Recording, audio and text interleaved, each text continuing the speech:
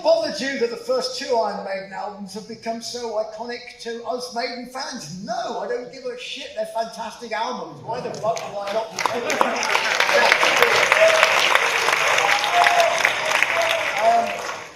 have you considered becoming a chef? I'm really good at cooking porridge. No, I'm not kidding. I'm really good at cooking porridge. I have my signature porridge, and if you're into porridge, I mean, I'll cook it for you all day and all night long. I live on the stuff, right? But it's not to everybody's taste, you know. But anyway, are you still an active fencer? Yes, I still am an active fencer. I still compete on the. If I get the chance, I still compete on the vets circuit, and it's great because in the vets circuit we have age groups and things like that. So basically, if you just wait around long enough, the people just die.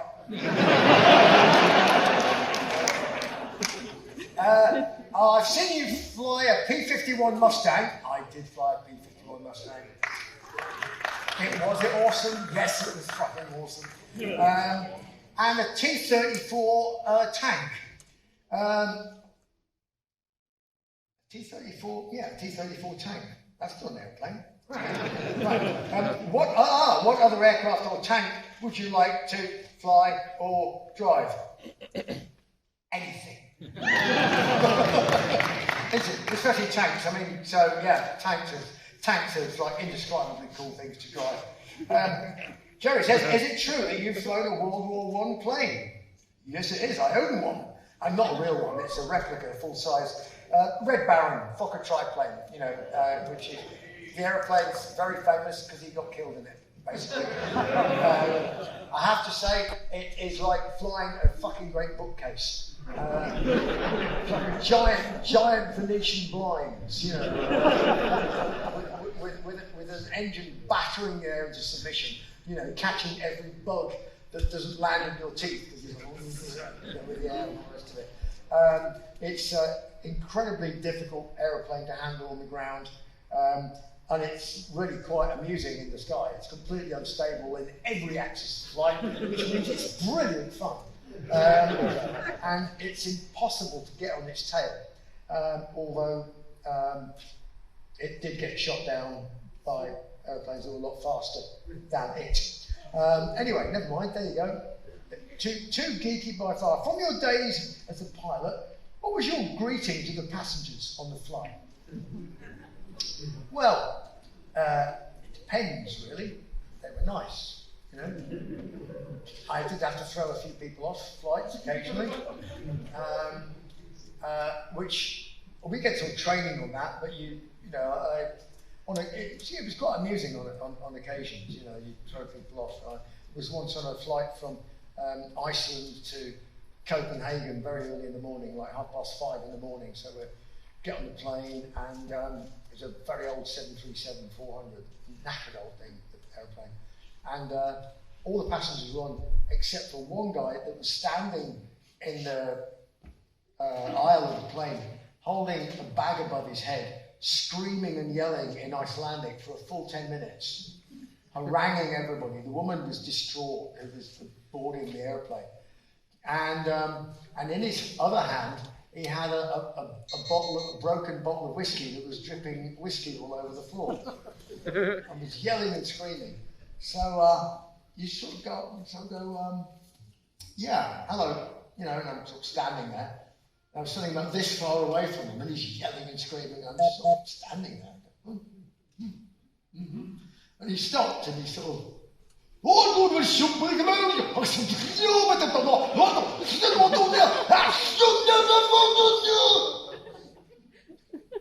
he's looking at me and said, yeah? Have you finished? He went, yes, I have finished. I went, great. Now you can leave. And he went, oh, thank you very much. And he just left. And it was drunk, he was completely drunk, and it was all about his carry-on. It was all about his carry-on. They charged him to carry on his bag, and he was just like pissed off with it, you know. So yeah, so if they're nice, you know, I used to try and leave the passengers by and large as much alone, but you know, I did do the safety announcement, to which people just don't listen. So you can say any shit you want to. You know, in fact, we used to have a game on the airline where, you know, on some long flight from the Canary Islands, 4.5 hours or whatever it was, 5 hours, the crew would write out words that we had to say somehow in a PA, in a public address, you know, to the audience. And so we went, yeah, okay, we're game on for that. Yeah, all right, so what have we got? Vindaloo, Vickers, moist, can opener. All right. Okay. Ladies and gentlemen, yeah, it's a very, well, it's a bit of a mixed bag weather. It can only be described as Vindaloo for Vickers weather in Gatwick tonight. But we're going to be crossing the south coast of England over Bexhill-on-Sea, then turning left, and then before we make our approach for the runway 08 at Gatwick. And the weather, well, when you're getting off the aircraft, just be careful because the steps may be a little moist. And as we landed and pulled onto the stand, I went, and cabin crew can open the doors.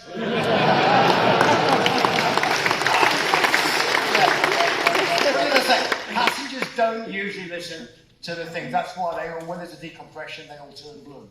Because they all sort of like go, the mask drops, and they go, oh. Because they forget to listen to the bit that says, pull the mask towards you to start the flow of oxygen, you know, but nobody ever listens to that bit, you know. So anyway, it's quite amusing. There's a rubber jungle and lots of people asleep. But they wake up, mostly. Would you rather have the power of flight or invisibility? And why? Well, I've got to say, I would rather have the power of invisibility because I could get on any fucking flight I wanted, first of all. Right? And secondly, the power of invisibility, yeah, it's kind of cool, actually. You know, although there's all kinds of problems with it. How exactly would the invisibility work? Would you have to walk around like completely fucking naked the whole time? You know, or could you put something on? And which bit would you put it on? I mean, you know, it's a disembodied hand, you know. You know, I need a girlfriend, put it on something else. Hello, you know, like that. You know. I know, it's very strange, yeah. So, yeah, invisibility, it's not as easy as it seems. Are you still flying the fucking triplane? I still own the triplane. Not flying at the moment. I actually need to get my medical back. Now, there's nothing wrong with me, but I just the bullshit with COVID and everything of getting it all back, I just haven't bothered. So I've still got licenses, they never expire, but I'd like to get a medical, thank you very much, you know, but anyway, we'll get around to that at some point. Where do you currently reside? Well, planet Earth. I live in London, right? So I live in London. Am I living in Florida as well? No, I'm living in London. I'm sort of renting Florida for a couple of minutes, you know. What advice would you give to anyone getting ready to start their own battle against cancer? And anything you wish you'd known beforehand? Yeah, everything I wished I'd known beforehand. But you only really find it out when you start chatting to your doctors. I would say, okay, here's the way I dealt with it, and people will deal with it in different ways. I embraced the treatment. So I went along to see the big radiation machine, and I said, okay, so how does this work then? What does it do?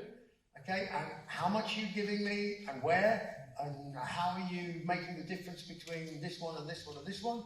And you can do what with it? Wow, that's really cool. That's an amazing, insane bit of technology. Okay, yeah, you know. And once they actually got the treatment wrong on one of the days. So I'm lying in there on my thing, and they've got to put this mask on you so your head's sort of stuck in position, so they can be really precise with the doses they're giving and everything. So I'm under there, and, you know, basically the machine makes like 3 passes, and you can hear from the noise it makes how long the passes are. So I'm like, yeah. And of course, at the time I was still doing, well, I just finished flying, obviously, because you can't when you're having cancer treatment. But I would still have sort of like my doing stupid airline head things, you know, like I'd start timing it, you know. I mean, that's different. That was 30 seconds and 45 and 45, not 45, 45 and 30. Why? I got up and I said, you did it differently today. The guy goes, no, I didn't. I went, yes, you did. You did 45, 45, 30. How do you know that? I said, I'm a fucking pilot, that's why I know, because I can count. You know? And he went, yeah, well, yeah, we had to make a little adjustment on the protocol because we sort of fucked it up a bit slightly. I went, thank you very much. Be honest, you know what I mean? I've got my eye on you, mate. You know? Yeah. But so I embraced the treatment. I went to my oncologist when I had my little checkups with him. I said, look, I've got a question. Why do you do this? Why do you do that? Why? And I wanted to know the whys, the ins and outs of the exact reason. How does this drug work? How does that drug work? The great thing is they actually don't know how some of the drugs work. I was given cisplatin, right? And it's a nasty, toxic drug, you know, that basically shoves platinum into all your cells at a cellular level. I mean, I used to get albums, now I'm fucking turning into one. You know?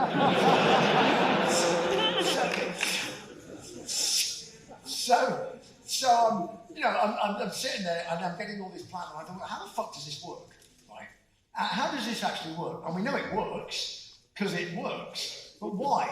So I went into the toxicology report, which was like umpteen pages about how shit this thing is for your body, and what to do and what not to do, and everything else.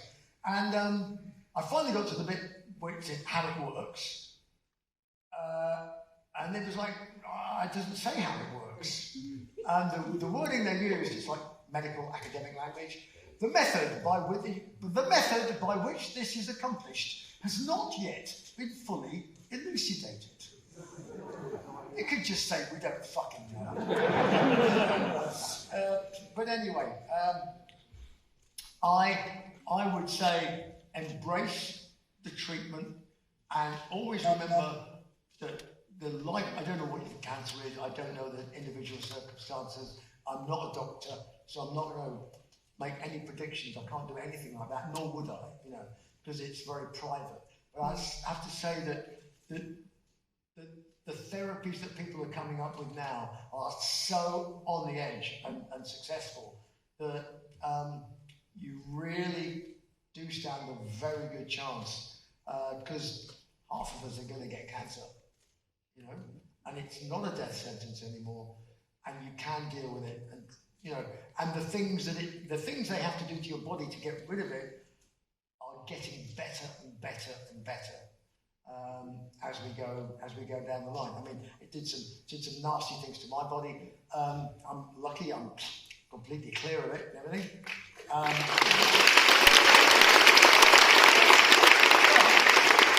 I'm going to tell you is that yeah, I can look back and go, wow, I wish I had cancer now because I'd get a different treatment. No, thank you, did it, got the shirt, done, bang, see you, you know.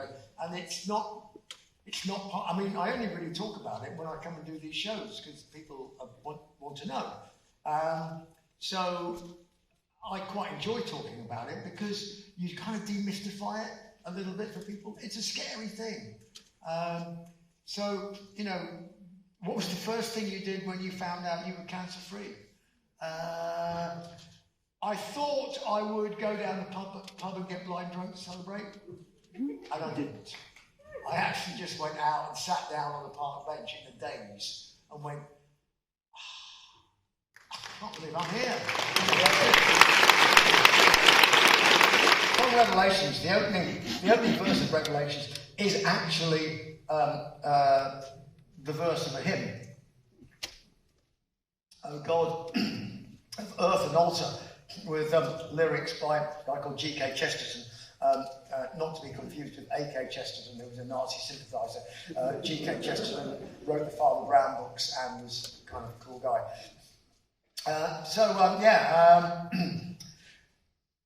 Oh God of earth and altar, bow down and hear our cry. Our earthly rulers falter, our people drift and die. The walls of golden tumors, the swords of scorn divide.